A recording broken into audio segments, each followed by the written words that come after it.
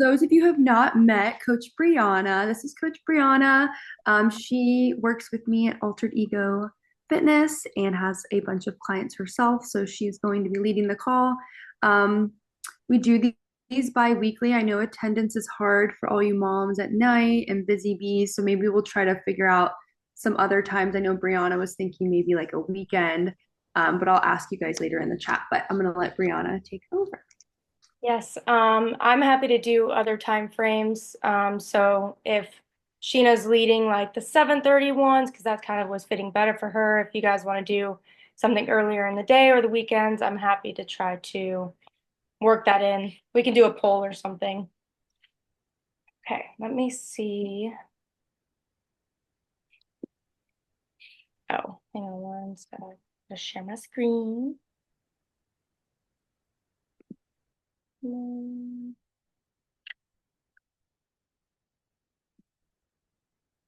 Oh, here it is. All right.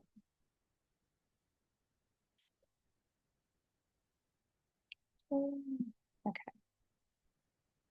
perfect. Okay, so this is about how starting your day with a balanced breakfast makes a difference in your metabolism and your overall energy for the day. So it kickstarts your thermogenesis.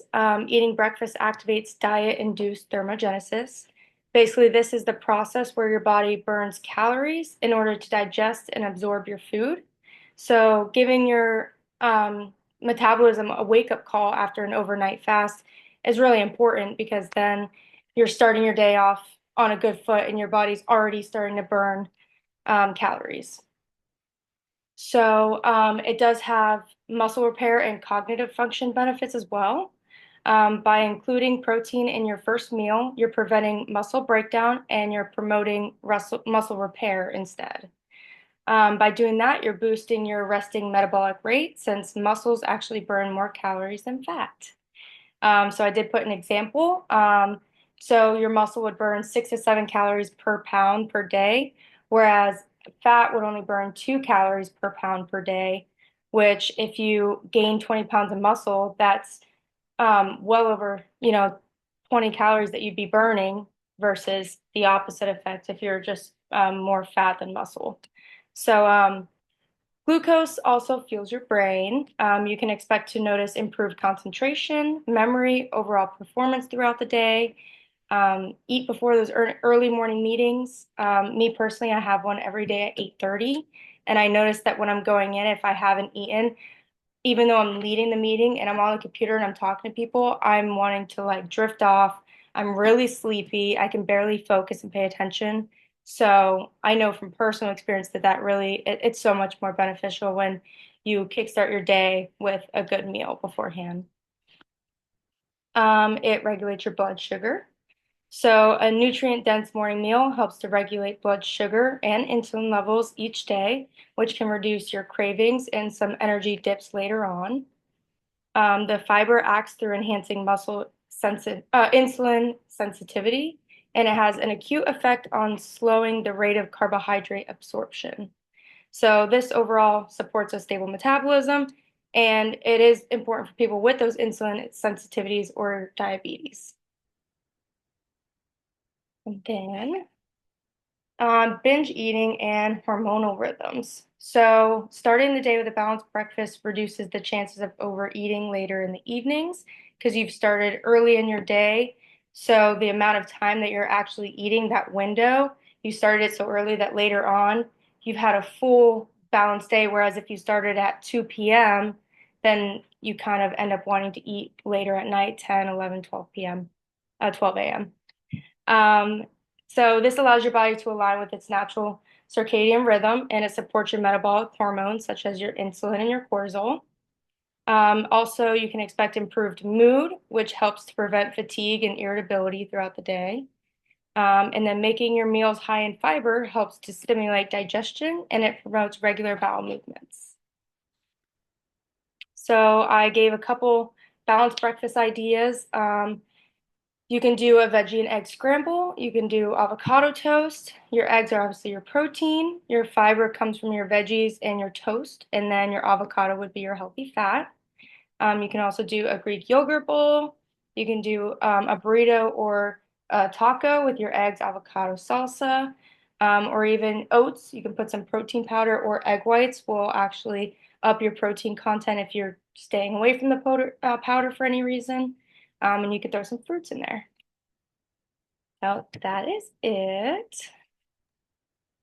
Um, Good. I have a few things to add. Please. Like you made so many good points. The first one was the blood sugar. Like I feel like back in the day, I'm gonna be 31, I'm aging myself, but like I grew up in the low, low fat, low calorie kind of era where every time I used to go on a diet in high school, it would be like, let me starve myself for as long as possible, right? Because I only have X amount of calories that I can eat. But it's so true. Like if you wake up and the first thing you do is give your body something after it's been fasted for what, 9, 10 hours, it regulates your blood sugar. And then 100% later, your cravings are not as intense because you're not like so hungry. And I used to leave the gym when I would work out fasted and I would be like so hungry that like nothing could stand in my way. I would eat an absurd amount because I had no hunger cues. So and I tell some of my girls this too, you don't have to eat a huge breakfast. If you wake up and you don't want anything crazy, like you could do a scoop of protein powder in your coffee, literally protein coffee. You can do a few Brazilian nuts, scoop of cottage cheese. Like it doesn't have to be anything crazy, but as a female, it really is so important to start like feeding your body a little something. And then I agree with like the binge eating too. Like it balances your hormones so that later on at night you Right. don't. And also like having like healthy fats and proteins. I do notice that like when I have a more satiating breakfast, I have less cravings at night, which is crazy because I like always want something sweet.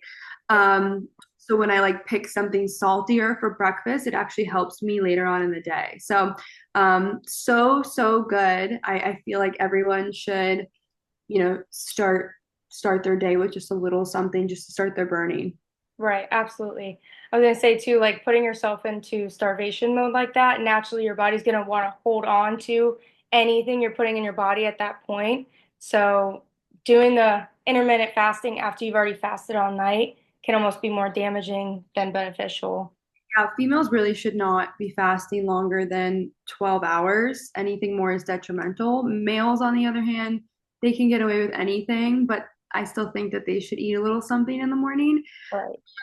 And also just like low blood sugar, like, or having like a good workout. Like, how are you expecting to like hit PRs on your leg day if you're waking up and you have like no fuel in your tank? Think about it like a car, right? Like, how is your car going to run on empty? So, It's uh, so bad. I'll get like the fuzzies, like my vision is going in and out because my body just is not wanting to push that weight, you know? yeah, Yeah, it's and a just lot. electrolytes too and a meal just so you're not dehydrated. So, um, and the more people who, or like clients that I have that I tell to eat something, they come back and they tell me like, oh my God, I feel so much better. Right. So, such a good call. Thanks for sharing. Absolutely. I hope some people can listen into this and maybe take something from it because maybe they're still stuck in that mindset as well of no, I shouldn't be eating, like you were going back to your story. So Yeah. Well, thank you. I hope that you have better success than my jalopy computer with with saving it. recording, it Yeah. says recording, so I'm gonna try to get off here and see. Yeah. Don't